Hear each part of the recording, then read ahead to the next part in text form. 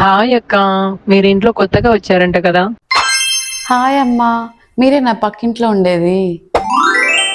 మీకు ఇక్కడ ఏం హెల్ప్ కావాలన్నా నన్ను అడగండి అక్క. మా పాలబ్బాయి పాలు చాలా ప్యూర్గా పోస్తాడు. 90 రూపీసే అడగండి, మళ్ళీ నేను చెప్పినా అని చెప్పకండి. అవునమ్మా, కావాలి. మేడం పాలు అడిగారంట కదా మేడం, 90 రూపీస్ మేడం. ఇదిగో 70 రూపీస్. లేదు మేడం, 70 రూపీస్ ఇచ్చిండ్రు, 90 అన్నా కదా మేడం.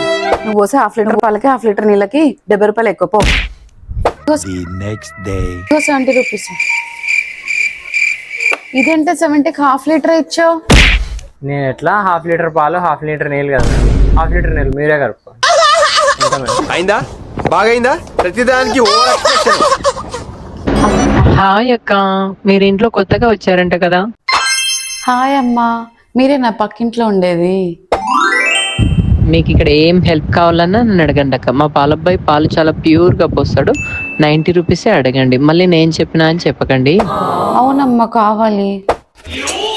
మేడం పాలు అడిగారంట కదా మేడం, 90 రూపీస్ మేడం. ఇదిగో 70 రూపీస్. లేదు మేడం, 70 రూపీస్ ఇచ్చిండ్రు, 90 అన్నా కదా మేడం.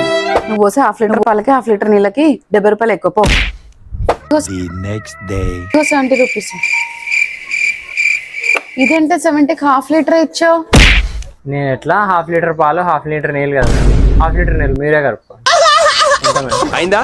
బాగైందా? ప్రతిదానికి ఓవర్ ఎక్స్ప్రెషన్.